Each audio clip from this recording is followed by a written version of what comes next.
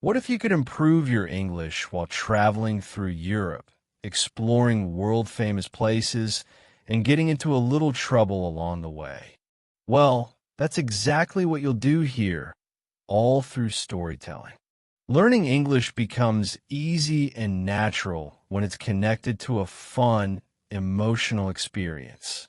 So before we dive into today's amazing story, make sure you subscribe to the channel, like this video, and turn on the bell so you get a new story every single day to help you level up your English. No stress, no textbooks, just stories. Ethan had always wanted to visit the Vatican. Not for religious reasons. Not really. He was more curious than anything else. He had seen pictures of the Sistine Chapel in books, documentaries, and art classes back in school. But standing there in real life, beneath that world-famous ceiling, had been a dream. He arrived in Rome with a small backpack, a list of places to see, and a pair of shoes that had already walked too many miles.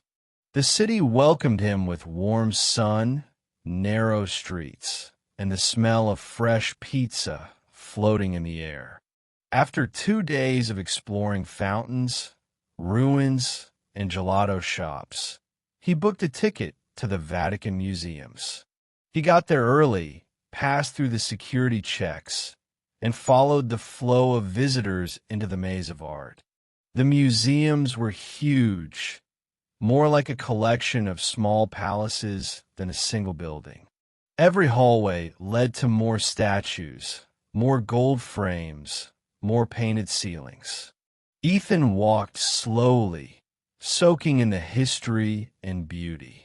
He didn't rush. He didn't want to miss anything. But the real goal was always the Sistine Chapel. He followed the signs, passed through gallery after gallery, turned corners, and climbed a few stairs. The crowd moved with him, hundreds of tourists with cameras, phones, and wide eyes. Some moved quickly. Others sat on benches to rest. Ethan stayed somewhere in between.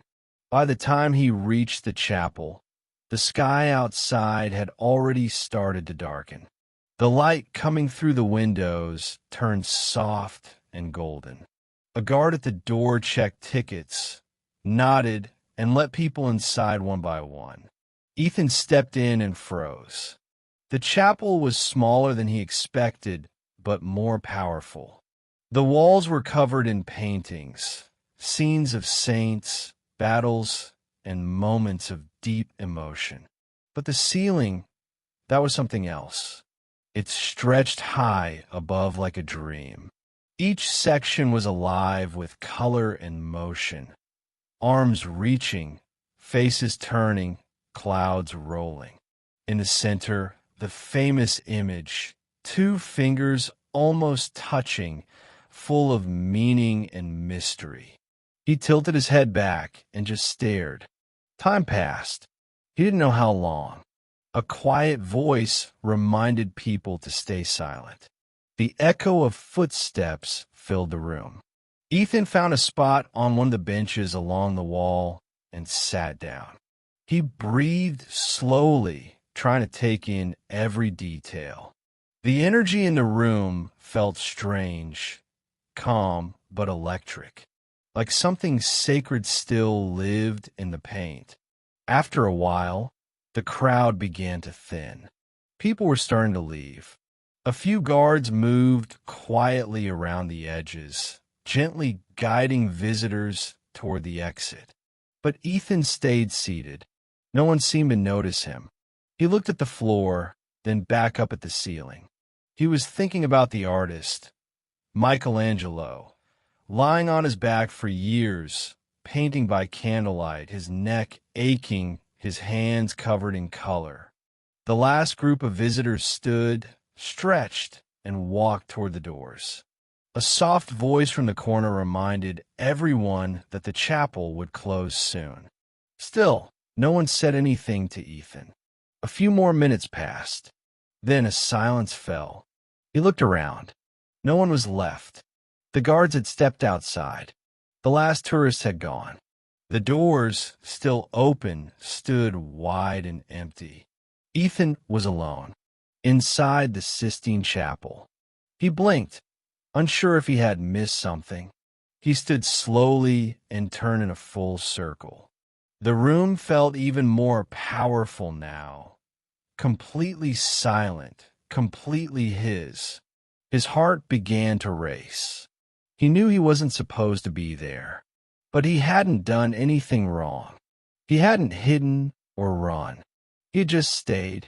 He took a few slow steps across the floor.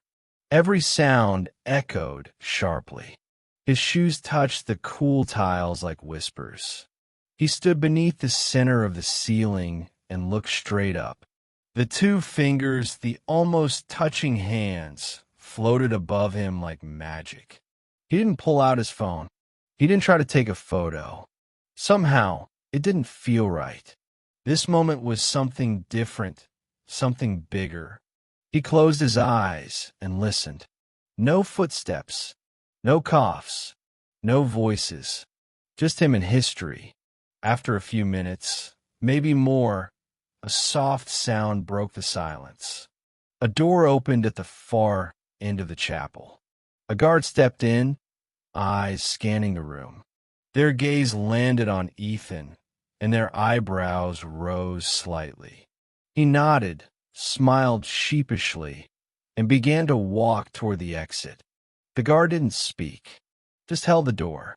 As Ethan stepped out into the hallway, the door closed behind him with a soft click.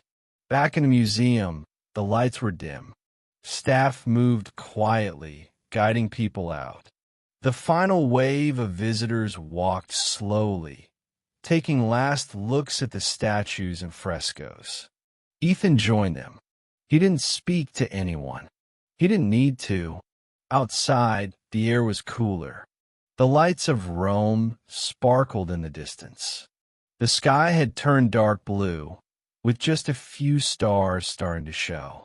He walked along the stone path, out of Vatican City, into the streets of Rome. His face carried a strange smile. He had just experienced something that few ever could, a moment of silence in one of the most visited places in the world. He hadn't planned it. He hadn't expected it. But somehow, the Sistine Chapel had given him a gift. So, did you feel like you were there with Ethan? If so, you just learned English in one of the most powerful ways, emotionally, visually, and naturally. Without even thinking about it, you saw real past tense forms, practical vocabulary, sentence rhythm, and structure, all inside a true narrative. This is why story learning works. It's not just about grammar and rules. It's about connection, emotion, memory. And guess what? You're getting better every single time. If this story made you feel something, then it worked. So, help more people discover this method by liking the video, subscribing, and commenting below. Tell us, if you could be alone inside one famous place in the world, where would it be? We post a new English learning story every day. So, come back tomorrow for your next adventure